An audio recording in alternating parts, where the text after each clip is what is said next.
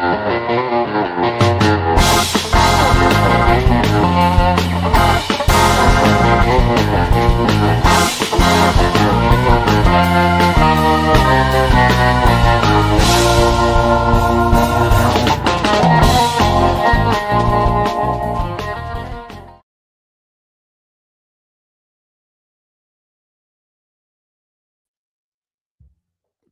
I do my whole cold open with me off stage? I don't even think I was on stage. I think I just played the intro music, didn't I? Okay, let me recap here. I'm off my game a little bit. I'm gonna recreate the cold open for a minute then. What's going on, everybody? It is Proper Royals Live. I got Will Moroz on the show tonight. I think he is running late in Atlanta traffic. Parentheses, why I'm throwing off my game and didn't add myself to the studio for the cold open. He's going to be here very, very shortly. I have it on good word. Will's good for his word. He'd let me know if he wasn't going to make it. So he'll be on very shortly. Otherwise, thank you for being here, and we will get right to it. Now is where the music would play. Boogada, boogada, boogada, and here we are. It's good to see you guys. Thank you for being here tonight. I hope your holidays are going well. Most of you probably already started your holiday. I actually have to, I got to do a little bit of work in the morning. I've got some customers to take care of that need rodents, and Wednesday's their day. So that's fine. We'll go take care of them. And by noon, I will be on the Christmas holiday break, and I will be, I don't know, maybe I'll like slip into some like elf PJs or something. I don't know. I don't know if you guys needed to imagine that or not. I hope that you're doing well tonight. Let me catch you up on just a couple things.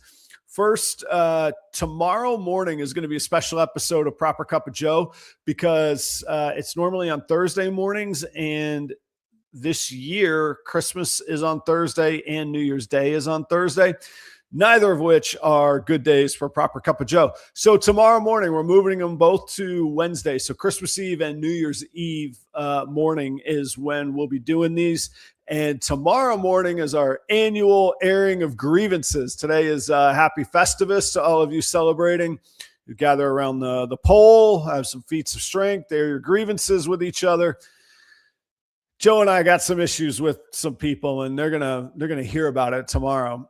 So tune in tomorrow morning, 7:30 a.m. Eastern time. I don't know when I'll sleep. We'll just keep going, and eventually, it'll pop up and be Christmas morning. So tomorrow morning, Proper Cup of Joe. Next Wednesday, also Proper Cup of Joe. Thanks to everybody hanging out in the audience. Jeremy, I saw your note. Good to see you, man. Yeah, definitely come down and check out the shop. Third Coast Constrictors, good to see you. I don't know if you're new around here. I know you're probably not new like in general around, but like on the show. So thanks for being here. I don't recognize the name. I apologize if I've missed you. Mission Morphs, what's up, man? Heart of the Python. Guys, go check out, speaking of Proper Cup of Joe, check out last week's Proper Cup of Joe. I actually talked quite a lot about Heart of the Python's business model and sort of why that speaks to me. Go check that out. Pretty cool episode. Thanks. It's good to see you all tonight. Did it show? There it is. There it is. Cool. Further announcements. Thanks to everybody for being here. I feel bad just like reading names. I don't know. I feel like you guys want content, not that. Next week, Proper Royals Live. I'm going to try something I've never tried before. We're going to do total like open line public group chat. You got to message me for the link. I will create the link for the show. You message me. You want to come hang out.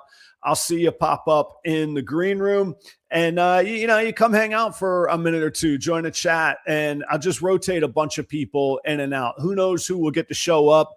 I'll put out some special invites, maybe get a chance to ask some of the mentors or the people that you look up to in the industry some questions. But it's right in the middle of the holidays. It's in between Christmas and New Year's. Everybody's coming and going. Let's just hang out and see where the night goes. If we got topics we want to get to, I'll get some conversation starters, but you guys could definitely throw them out. But next week will be like a old school radio talk show, open line Friday, except it'll be on an open line Tuesday night. I was thinking of making up a fake phone number, but like, what if that phone number actually exists, kind of thing. So we'll, I don't know. There's no phone number. You'll have the link. You have to come to the link. It'll be in StreamYard, and you can come hang out, and we'll do a show that way. It'll be for the audience, by the audience. There we go. Last night, if you didn't get a chance to go check out the Fat Man Nation channel, 15 Minutes of Lame debates were last night. The 2025 15 Minutes of Lame champion will be crowned on Christmas Day. That morning, the judges will have made their decisions, submitted them to Chris. Chris will make the announcement. And of course, the winner will receive the belt for they will hold it for 2026. It'll be the winning 2025. But if you want to get to know the contestants, go check out the debates last night. I was lucky enough to be invited to host those with Alicia from Herp and Harbins. Had a little bit of fun. If you like to see a little different side of Adam, you can see, my evil twin and my suit blazer and bow tie on Chris Eaton Fat Man Nation channel. And kudos to all the participants. You guys keep us entertained and do a lot of good things for our hobby industry community. So cheers to you guys on that. Thanks for providing the entertainment. Everybody go check out those debates and get your votes in. You can vote tonight and you can vote tomorrow before the end of the day. So you could still vote twice, and that's a whole lot of votes up for grabs out there right now too. So let's get those out there. If you're just joining, Will Moroz is on his way. He is stuck in traffic in Atlanta. I have it on good word that he will join us. So I'm just giving a little updates, but I actually have a little topic. So I don't know if I didn't go to church a whole lot, but you got the announcements, then maybe a little collection, and we're not going to sing. We'll skip that part. And then there'll be a little message. I got a little thought, a little something to share for you. So that's coming up. Stick tight with me here. Did you guys see that Chris Hardwick popped up either early this morning or last night? I think it's pretty cool. I know the guy gets all sorts of opinions, and I do not want my platform to be a bashing place towards anybody. It made me happy, man. It brought me back to like songs that bring you back to a certain place. So it doesn't matter how like cheesy or great or good or bad they were. They just remind you of a happy time in life. Like it was in the middle of COVID. So in that way, it was kind of dark. But as far as ball pythons go, that was a pretty happy time in my life when I was watching Chris Hardwick videos. I was glad to see him pop back up. He's still got Bobby. I haven't watched it yet. I got to go see it. I don't even know what he talked about, but I saw the thumbnail. So I'm glad he's doing well. It sounds like, I guess he must, I don't know. He said he's still got Bobby and he was still standing in front of a rack. So I'm guessing he's got snakes, breeding snakes. I don't know what he's up to. So I'm going to check it out. But what'd you guys think of that? Sorry, I get dead air. Usually I take water breaks when the guest is speaking, Big thanks to Ed and Emily at Snake Discovery. They put on a really great local show. It feels local. It is definitely pet focused, but the market is strong. It's a good show. I enjoy doing it. They had one this Sunday, very close to Christmas. That would have been the 21st, Christmas being obviously the 25th. It was a great show. I had a good time and met a lot of cool people, got snakes into new families and new owners' hands, made some money. Checked all the boxes, good stuff that way. So big thanks to Ed and Emily for doing those shows. I will be vending in January. I don't have the dates off the top of my head, but you can check them out if you're going to be in the region. I'll be vending in Iowa, in Des Moines at the Cold-Blooded Expos show. And then I'm planning to vend in La Crosse, Wisconsin at the Scaled Up Expos show. So those will be my two shows in January. Hope to see you there. If there's anything you'd like, if you want to pre-order ASFs, those sorts of things, let me know. And I hope to see you there. All right. Little food for thought for y'all at around my time, 6:48, which was 12 minutes before airtime. Will let me know that he was running a couple minutes late. And I said, man, I better think of something to discuss. And I got thinking about it. And it goes on the heels of that show I was just talking about that actually went very well for me. I don't know about you guys. So, as a brief recap for me for 2025, this was my first down year versus a previous year. Now, with sort of a startup business mentality or framework, that's kind of to be expected. Not that it's a down year, a specific time, but that there's several years of growth. Like my first year, I think I did like $1,700 in revenue, and then I did 5,000, and I did like 27,000, and then I did like 49 or 58,000. I forget what I mean. I'm making these 300% jumps year after year. You can't do that forever, or else we'd all be bazillionaires, right?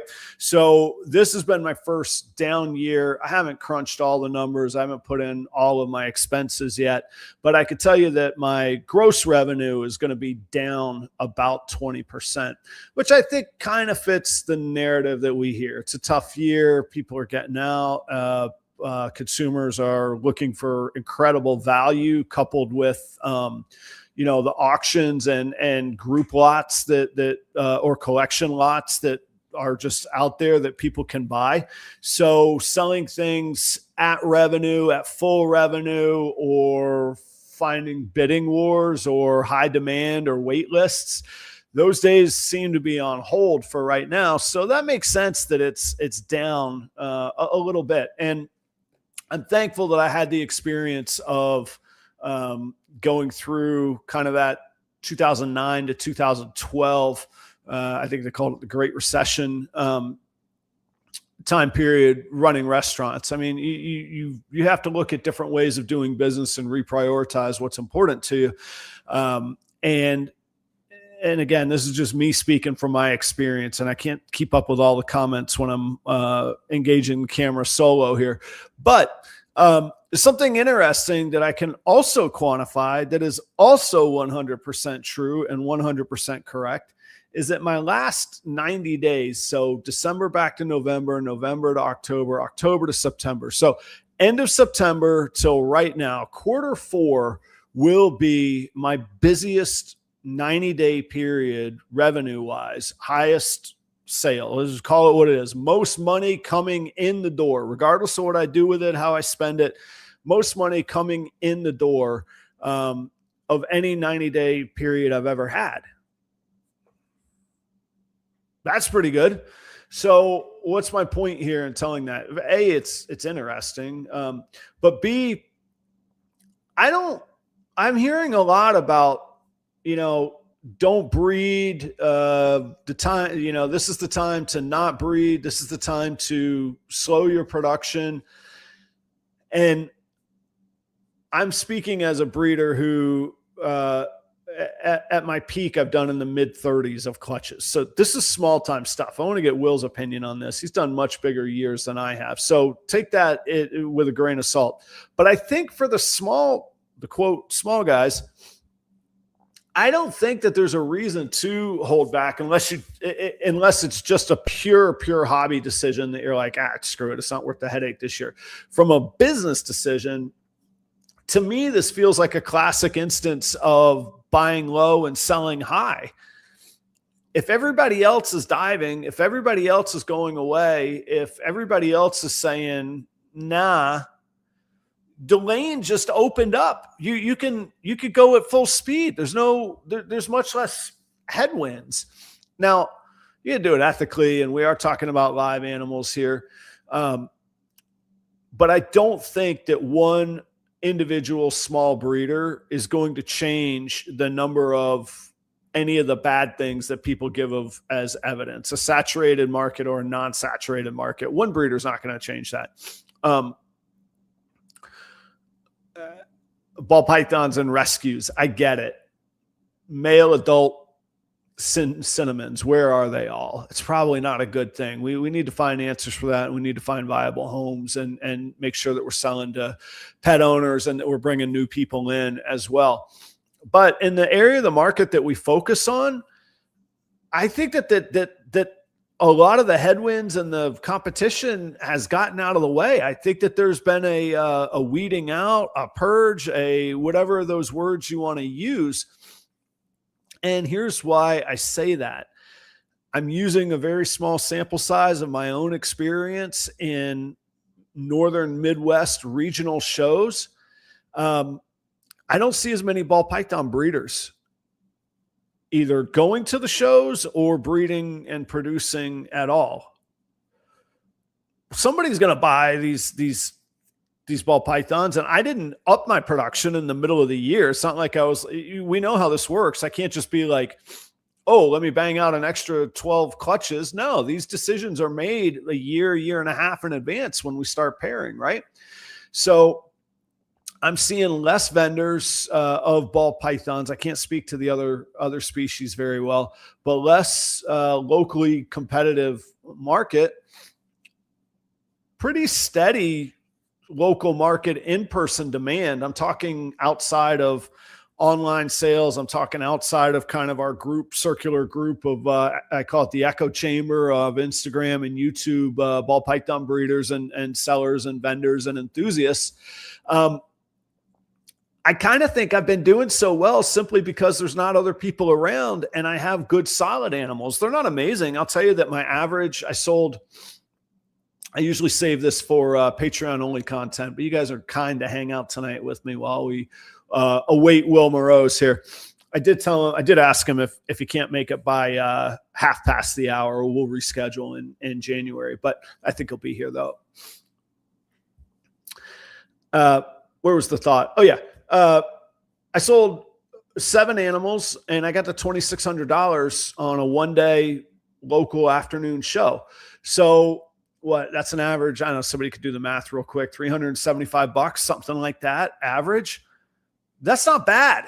It's actually really, really good. I mean, I do 25 to, I don't do 30 and I don't do less than 25. So wherever the number is in there, shows per year, you can imagine that's a pretty good income before advertising and rodent sales. If I could do 2,500 every show, and I do more sometimes. I had my best Tinley ever in October. I think that's a different situation. I think that is the result of building the brand, building local connections or at that show connections, and kind of getting better at my craft. I think that the local sales pop, boom, increase, I think some of that is just because others aren't showing up. Like if there ever was a time for being the tortoise rather than the hare, it's right now. Just keep being the tortoise, keep doing the good things that you're doing. Keep doing the stuff that all the million little things that pay off. And I'm here to tell you, it's not glamorous. But to say it's not glamorous is also a little bit crazy. For a Sunday afternoon local show, I didn't have to buy a hotel. I didn't have to eat one meal on the road. I don't know what the tables were. You could look them up. Under $200. I mean, I'd do that every weekend with a massive smile on my face, man. I would be thrilled on that, you know? So, well, okay. So Jeremy brings up a good point. I think you could sell banana clowns all day at shows here in Minnesota. I do, but I love them too. Like those are amazing looking animals. I still work banana clown. I actually filmed a reel today of a banana clown breeder girl, and I'm stoked to see what she puts out. Like they're still amazing animals. They're still beautiful. They're still eye catching. They check the boxes. So yeah, I agree. But I think it goes, I was talking, Mark Mandick, was that this morning or yesterday? I spoke to Mark. Anyway, that's Mark from Marcus Jane. We kind of had a chuckle of the idea that my line where I say, if you have to explain it, maybe it's like a joke. If you have to explain it, maybe it's not that funny. If I have to explain why the snake is so cool, maybe it's not that cool. And I feel that way on jeans. Like I love the test. Do I look at it and go, holy smokes, what is that? You know? So, I love it. If you could get a banana clown for $150, do it. I don't sell mine that cheap. I am able to sell mine for more than that. Now mine usually have other genes in them and they don't, always sell at every, you don't sell 100% of your inventory at every show. And mine are generally females. I breed pretty specifically to land females on those. But no, I would not be excited. I would be more disappointed if they were down to $150 for what I was. The table cost. Yeah, there you go. I have to look it up. I think it is. Yeah, I think it's like 100. I think I pay for the outside wall one. Maybe it's 120, 140. It doesn't matter. It's cheap is the point. So that's my thought. That's my encouragement. But let's take like different industries and compare them. One thought too, if you wait for the market to come back, it takes a year for these things to breed. And like I say, sometimes we start breeding like 18 months out before we get the eggs. I don't know that there's any choice but to be slow and steady. Again, if you're kind of the small guy, if you're breeding 200-300 clutches, I don't have a frame of reference for that, but that would make more sense to me to slow down.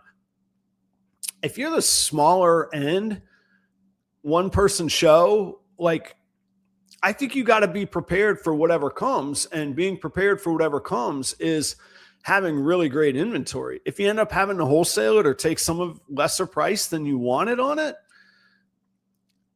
if you produce your own rodents or you could get them at a fair price and your numbers make sense, I just don't feel like it's a time to pull back myself.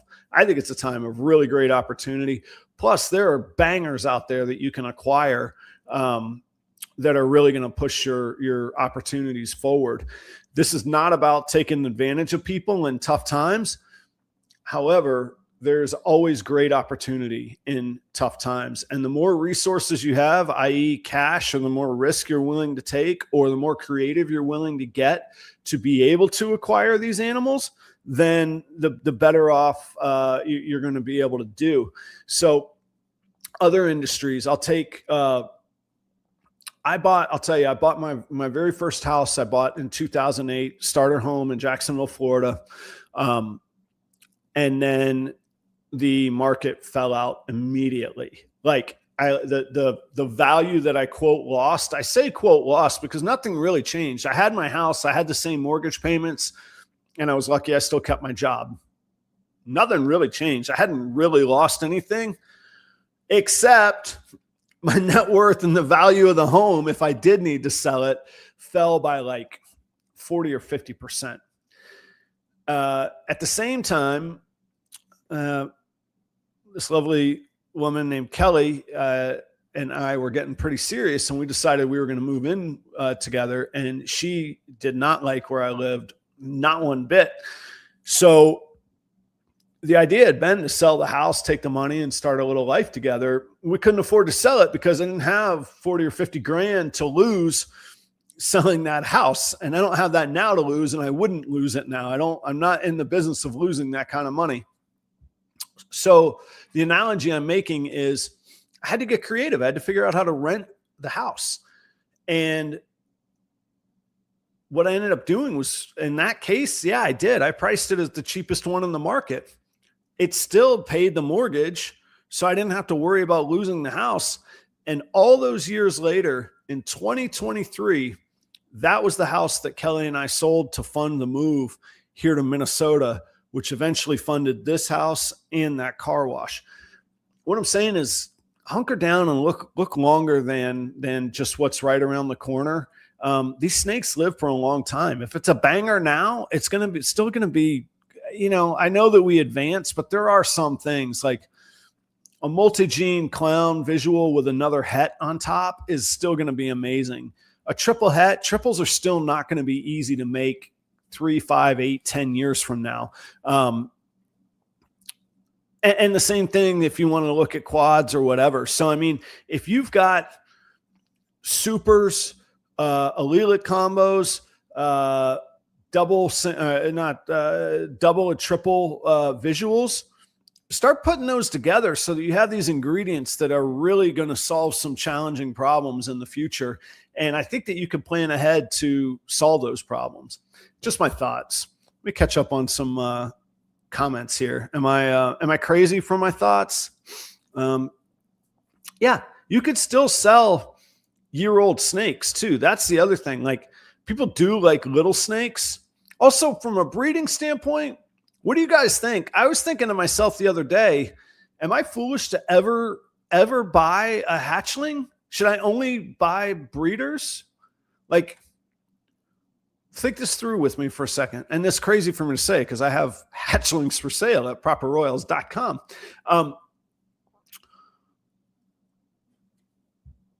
The prices drop. If you buy a hatchling and it's a female, it's going to be 2 to 3 years before it's ready. It's going to be cheaper when you buy it in the future. Now it's going to grow up and be bigger, so that could add to the price. But then there's like that weird middle ground, like the 1-year-old where the breeder is annoyed to still have the snake, but it's not big enough to give them hope that it'll be its own breeder one day. I was just thinking through it. But males particularly, why buy a hatchling male that you sit on for a year and a half?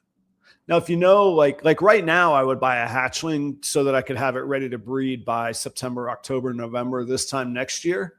But after right now, I don't know. I haven't really thought that out. I'm just shooting off the cuff here. But I was kind of thinking out loud on that as well. Yeah, Chris, thank you very, very much. It was a good show. I enjoyed that. Yeah, Phil says it's a bubble. The question is, has it broken already? When has the bubble burst? What do we think? Yeah, mission morphs. Yeah, you're exactly right. 18 clutches a year isn't hurting anything. It's one little speck. It's a one little crumb in the huge loaf. You know, I don't think it's going to make a difference on that. Now, again, the personal ethics of it and all, I'm not telling what people to believe from a business stance. And the market is massive. And if we figured out how to tap into untapped markets, perhaps overseas, I actually wanted to get into that with Will. I did some with Antoine last week. You know, there's parts of the world that are excited about ball pythons that have no market saturation. How do we find those ways? How do we get first to the market there? So it's sort of spreading some resources, I think. Okay, Phil's got a definitive answer. He says it burst last year and we're in a trough right now. I would think that's the time to load up. I would think that's the time to make the investment.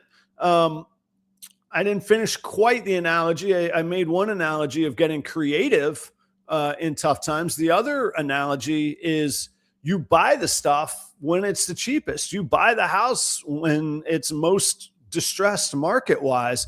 You buy the stock if it is a fundamentally sound company with earnings. You buy that stock when it's at its most distressed time and most distressed setting. So I feel like that's where we are at, or I don't know. Are we coming out of it? There's some detractors for me thinking that the last 90 days are a good outlook for that.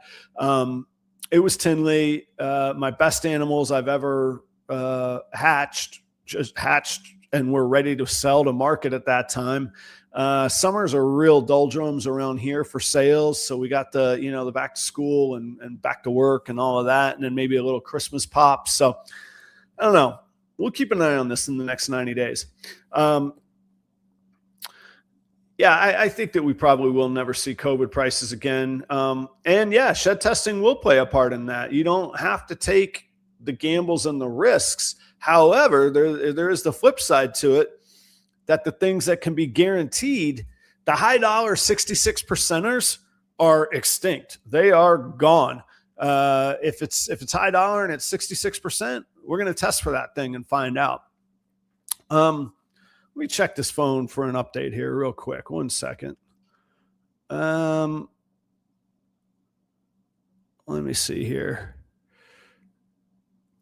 What I think I'm going to do is suggest that, because I want to do a full show with Will, I'm going to suggest that we reschedule in January and we can hang out for a little longer, as long as you guys are excited and we're keeping up our conversation. There we go. show goes on, right? Life happens. And like I say, Will's a great guy. I got no issue with Will. No doubts that something legitimate came up there. Hey, Robbie, how are you, man? I have to admit, a little false advertising. Well, it wasn't false advertising. Will's running into some traffic logistics and unable to join the show at the moment, but I'll get him back in January. So, silver's still going higher. I do have some silver coins if anybody's interested in cashing in on the on the silver rush right now. That's actually not a joke. That is true. The laughter comes from the inside joke about the silver rush. Yeah, I do think it's time to buy into projects now. I think you're going to get the best value out of them. The farm economics of it all say if we're buying breeders, they are going to produce more assets. So even if it's that's the neat thing about these snakes. It's not even really worth nickel and diming on price, because if you're buying it to breed, it's going to propagate. It's going to make more. And the flip side is if I'm selling breeders, I'm pretty flexible on it because I've either made my money back and more on that animal, or it's become so obsolete to me, I have absolutely no reason for it, and it's a sunk cost for me. So I'm not saying, lowball me, but if we could get close on breeders, just let's get that done. That's how I look at it. Again, just one person's opinion. I'm not saying that I'm the expert on that, and I don't sell that many breeders, but generally when I have an adult for sale, it's one of those two situations, markets like Mexico and Central and South America, there's a ton of people there. There's a variety of geopolitical challenges there, but there is something there. Jeremy says, I think we're in stagnation. Part of this can be, might just be normal. Like a good show might be selling $400 snakes, and there being a handful of breeders and a handful of buyers buying and selling at the 4-digit prices, and even a smaller speck of people buying and selling at the 5-figure prices. I had a conversation very recently with somebody who said, man, I don't see you playing gigs anymore, Adam. And I said, well, it's all relative. And this was a snake breeder I was talking to. I said, we hear about $300 and $400 snakes being, the low end. $300 to $400 for a solo gig is at the very high end. I can't get a solo gig that's going to pay me $300-400, much less one like I did on Sunday afternoon. Most gigs, whether they're solo, duo, or band, are going to pay between $250 and $400.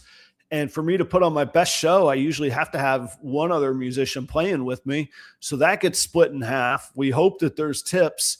And then most bars these days will give you a tab of like $25 a person, but then they sell $8 beers. So if you want to have a sandwich or dinner, you better figure it out somewhere else. Oh, we got Will entered in here. Now we got a sticky situation. What do we do? We'll bring on Will. So that's all food for thought. Thanks for the active conversation. Let me get with Will here. We'll game plan here in person transparently, because you guys have hung out for a little bit. Let's see what's going on. Will, how are you, man? What's going on, buddy? Not too much. Would you ever play the game Would You Rather when you were a kid in Canada? Did that ever come up? I think so. Maybe. Would you rather do a little bit of a shortened show tonight, or would you rather do a full show to kick off in January sometime in the next 2-3 weeks? What would you rather? Well, here's really what I'm thinking. I had a little segment tonight that was really just kind of a goofball segment about Atlanta and what you're discovering living in the States that has nothing to do with snakes. And then in January, let's do a full show of what 2026 looks like for you, if you're up for that, man. Sure. Let's do that. Is that cool? Yeah. All right. That doesn't make me sound ungrateful or No, you're unappreciative good, bro. You're good. or anything, does it? No, dude, you're fine. You're good. Okay. All right, cool. First up, did you get home safe? Everything cool? Yeah. Oh, that was all good that way. Yeah. Okay. All Yeah, right. we're fine. Okay, cool. Good, man. So for those people that don't know, give and I should say, you did an episode with Mike on herp collectors within the past 2 weeks, recaps the story of you coming to the States, the relocation from Toronto, the new facility, how that all came to be. So people could check that out, but give us like the elevator 2-minute version of what you've been up to in the past, 60 days. The past 60 days been a lot of I'm here for a month now, so I've been here for 30 days. I can give you those 30 days. The 30 days before that was just, stress city, like making sure everything was packed up, making sure the truck was booked, making sure, there was that government shutdown, so our permits weren't coming in, and there was a lot of that stuff going on that was just like so much unknown. Yeah, you're just in purgatory, huh? You can't because you can't move, you can't go. You can't sneak a box truck of snakes across the border. It's not going to happen. So it wasn't the I could fly, but I couldn't bring the snakes. Right. I could drive down. That was fine. But I was waiting for the last permit from U.S. Fish and Wildlife. And because they're government service, they were behind, and all that fun stuff. The last 30 days has been even more fun. That's just been, getting rats going, figuring out just all the nuances of the United States. What's like the craziest like cultural thing that you didn't realize now that you're here on a 30-day stretch and you're living here? Everybody is so polite. So what? Yeah. Yes. People say Canadians are nice. Not even close. Not even close. Not even like it's not even. It's honestly it's not even remotely close. Everybody, like everyone I meet out and about, everyone's polite. Everyone's just really nice. Like just nice. Good, man. Southern hospitality thing. I don't know. It's it's great, dude. I love it. It's been great. Good for you, man. I've had to show my ID to buy booze or buy smokes or whatever. Right. And they're kind of looking at it like, what state is this? And and I keep saying like, oh, it's a Canadian ID, and then the conversation starts. Everyone's like, oh, welcome to the States, blah blah. Welcome to Georgia. This is awesome to have you here, blah, blah. Like it's just been like a lot of that, which has been really fun.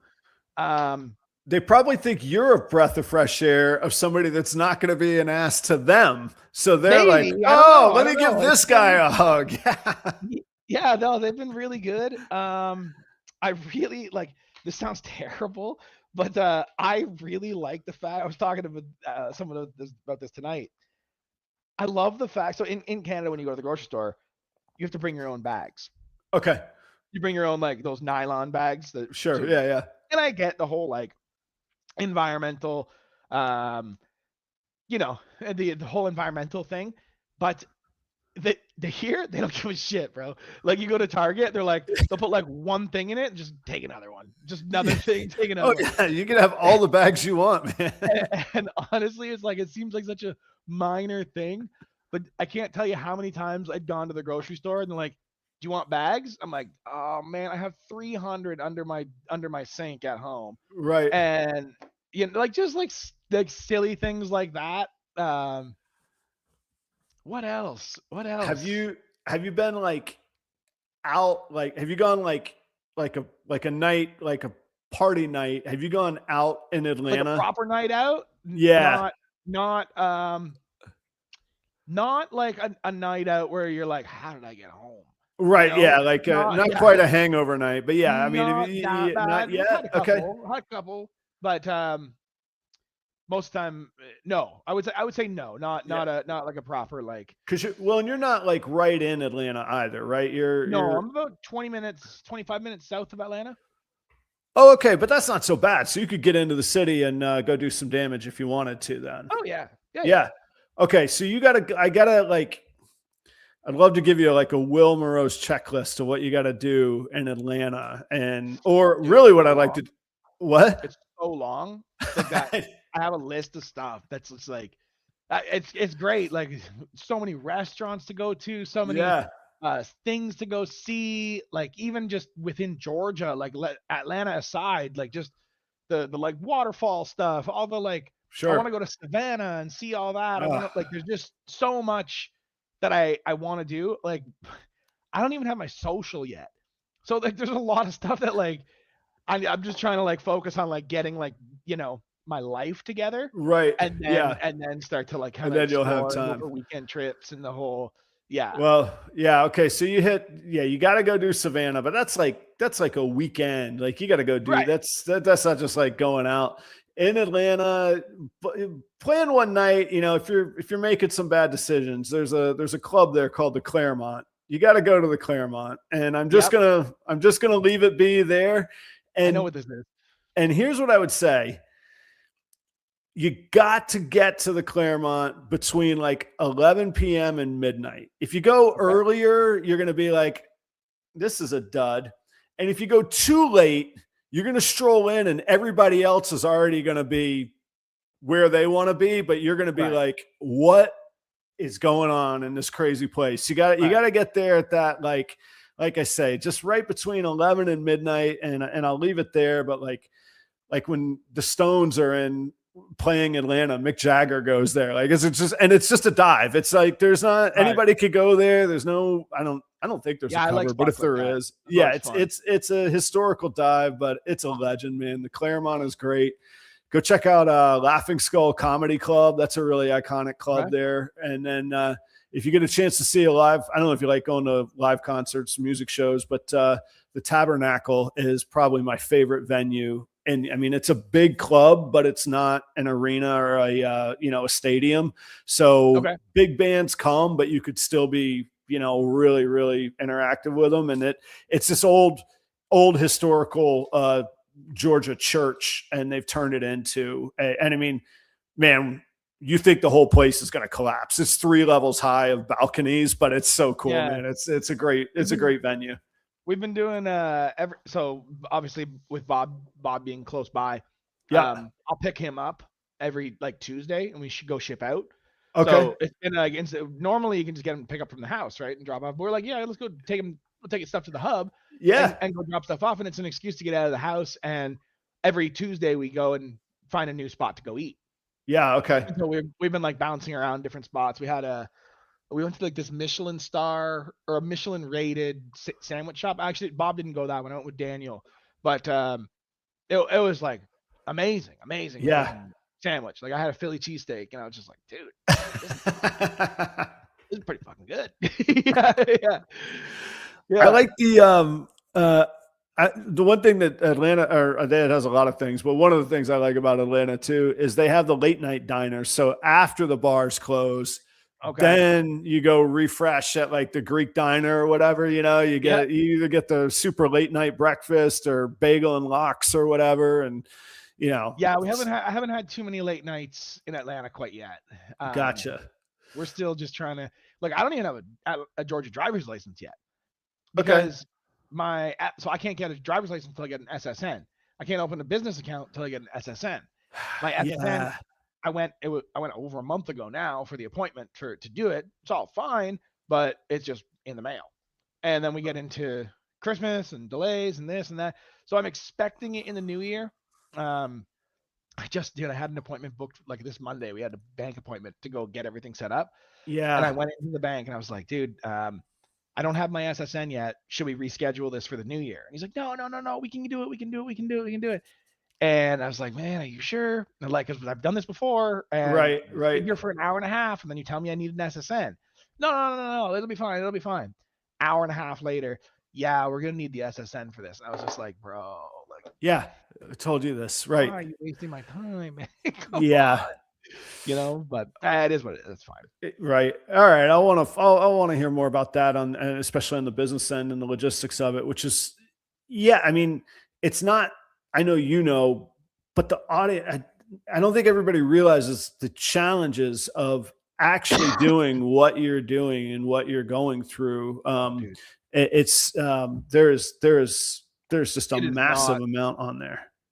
it's just like, I used to vent to, well, I still do, but to our good friend Mark Mandick, and Yeah. about like, he's like, so how's this going? How's that? I'm just like, dude, I'm just so overwhelmed with it all. Like, there was a point where I was just like, fuck this. I'm just gonna stay in Canada. This is too much. Right. Is it easier just to maintain? Yeah. Just to do what you're It doing. is Yeah. easier. It is Yeah. easier, but like it's something that I've wanted to do. It's been a 5-year plan for a long time. I mean, and a lot of the guys in the Patreon know this.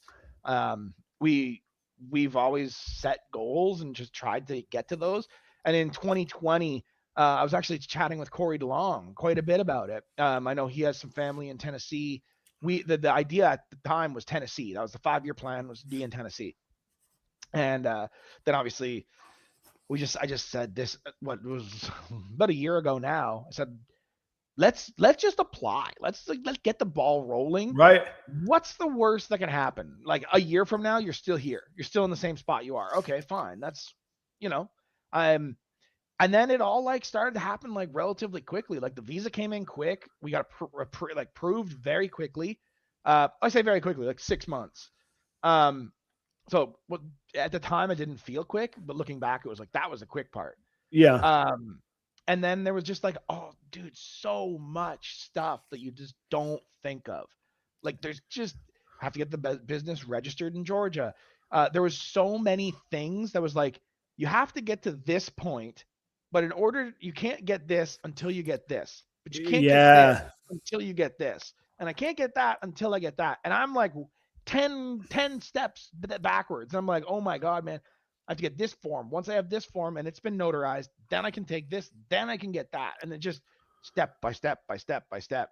And throwing a shutdown in the middle of it. That's dude, and then the government shut down, and it was like, you couldn't, I email, you couldn't get a response from anybody. I just like, and I'm telling Bob, I'm like, hey man, I don't know when I'm coming. And I was starting to get a little I got that permit like right in time, because I probably, had it have gone another month, I'd probably be in Canada for the entire winter and then down in the spring. Yeah, I was going to say, because you have the temperatures to worry. I mean, the logistics of winter to worry about as well. December at home. Yeah. Oh, it's been cold up here, right? It's been a cold December at home, and we came down November 20th. Yeah. And so it's like, we just got. But with that said, it was like 73 degrees here today. So I was loving it. Right. That part's been awesome. So I really like the weather. I really like the area we're in. Yeah, man. But like, back to like the amount of stuff you have to go through and do it's significant. It's significant. You just don't think of like, you got to get fingerprinted, got to get retinal scan, got to get this, got to get that, got to get that. Like, there's so many little things. Where's your birth certificate? Oh shit, I have no idea. Okay, well, you have to order another one. Well, that takes 3 weeks. You know what I mean? Like, it's like all that kind of stuff. And just making a list that's a mile long, and then just every day trying to scratch one off. And Mark used to say, he was like, what's the best way to eat an elephant? And I was like, dude, I don't know. He's like, one bite at a time. One bite at a time. That's right. One thing at a time, and just do it. But do it every day. Don't, like, if you leave it all for a month, you're going to have an awful, awful time with, because in fact, it won't get done, because there's too many moving parts for it all to happen that quickly. Well, and I think something you said earlier is so valuable too. Once you just started, it got going. Like, we think about we get paralyzed by being overwhelmed versus going, all right, I'm just going to start. And then, like you say, you can just do something, a day and try and get moving on it. Okay. Before we get too far into a full-fledged episode, because this is getting close to it there. The last cultural icon of the American South that I have to ask about. Yeah. Have you been to a Waffle House yet? No, not yet. Oh, dude, you gotta go. I've seen lots of them though. They're everywhere. Yeah, you have zero excuse not to go, other than just choosing not to. You've got to go to Waffle House, man. I mean, it's just, I don't know. It just doesn't sound all that appealing. Well, I do want to I've seen lots of like the World Star clips where like people getting like fist fights in the Waffle House. I'm like, I want to do this and that. It is a spectator sport, man. But I don't know if you're into this kind of nerdy stuff or not. But like, I love seeing how operations work. To this day, Waffle House doesn't use kitchen printers. Everything is done in code. So like, just sitting at the bar and figuring out how they don't screw up 60 orders of eggs 99 different ways. And then, I mean, they're hash browns. You can get them. There's like 106,000 different combinations. I think it literally says on their menu the number of combinations you can get their hash browns. I haven't been to a Waffle House in Georgia, but I've been to Waffle House plenty of times. I've had my 3 a.m. trips to Waffle House. Where though? Where are those? We did that in Chicago. Oh, do they have them that far north in Chicago? Yeah. Oh no. It wasn't Chicago. It was in Arlington. Okay. Okay. Texas. Yeah. All right. That makes sense then. There Miguel, it is. Yeah. I think Miguel. Shit. I think Bob. I think it was me, Miguel, Bob. Who else was there? We had a night. Okay. So you've had the experience. Okay. All right. We did it. Yeah. Yeah. I've done it. Yeah. Nice. Okay. All right. Well, then I'm just here with my wife, so I haven't like taken my wife out till 3 a.m. and then gone to Waffle House. right. Yeah, it probably takes a little while to be like, hey, we're gonna make some really bad decisions in Atlanta tonight. I probably will see you tomorrow, but we'll see. We'll see. All right, man. Is that cool? In January, we'll do a full on just ball python episode. No. It's okay, man. It's a bit more of a thing here than it is back on my country roads at home. No, I get it, and I try and stay really, really loyal to the advertisers in the audience about an 8 p.m. Eastern start time. So that's fair. No. Stuff comes up, man. Charlie to reach out to me if he's got a problem. Oh yeah, exactly. Yeah. Audience, stay tuned. Then we'll get a date in January going for Will, and that'll actually give a little space to breathe too of some of the episodes, and we'll have some new stuff to talk about rather than just like, hey, how's America? So we'll get back to some snake and business stuff, and you'll have a little bit more footing. Audience, next week we'll do like I say, we'll do an open line hangout. I'll put the link out there, and we'll just do we'll make it like a family get together over the holidays, man. I'm have a little breather and hang out myself. We'll bring beverages. It'll be fun. Proper Cup of Joe tomorrow morning, not Thursday because of Christmas. And I'll see you guys then. Will, I hope you're gonna have you Christmas in America. You flying home? What are you doing for the holidays, man? Christmas in America, man. First one. Okay. And your wife's there with you though? She is. Yeah. We got the wife. We got our dogs are here. So we're just starting our own kind of tradition. I'm sure we'll FaceTime home. My mother-in-law, my wife's mother is coming down on Boxing Day. Okay. Nobody here knows what that is. So we got to. Okay. The 26th. 26th. Okay. Yeah. I was going to say January 1st. No, that's New Year. Okay. What is it? Yeah. She's coming down for a week. So that'll be fun. But yeah, man, I hope everybody in the chat, yourself, Adam, I hope you have a great Christmas. Thank you so much. Thank you. I hope everyone has a safe Christmas and also New Year's as well. Maybe that'll be my 3 a.m. Waffle House and New Year's. If you're going to do a night at Waffle House, that's the one. Yeah. I'll kick off 2026 in a Waffle House, buddy. Nice. Hey, person to person, face to face. Thank you so much for your help on that snake too, guys. If you order something from Will, and matter of fact, this wasn't even ordered from Will. This was a long convoluted story. We'll tell that later. Thank you so much for your help. He got here safe in the cold. He was primo. It was good, healthy, beautiful snake. Thank you very much for your help. Well, I appreciate you. In the cold, huh? Yeah. Hey, I needed him for. I mean. That boy, he's already had about 6 meals and a couple of locks, man. He is doing great. He's loving life. He's living the Club Med up here, man. So he's good. Everything went well. Yeah. Yeah, it was great. Will, thank you so much, man. And do you have 2 seconds in the green room? We can. Do you want me to just text your calendar? You got to hang out in the green room for just a second. Whatever. Okay. All right. Audience, thanks for rolling with me. I had fun hanging out with you solo, a little fun with Will, and we'll do a full episode. Make sure you check out the sponsors. Sponsors, I get you back. We'll do whatever. We got, we'll make sure that you're covered. Okay. Thanks very much, everybody. See you tomorrow morning, bright and early, and then next Tuesday night. Cheers, guys.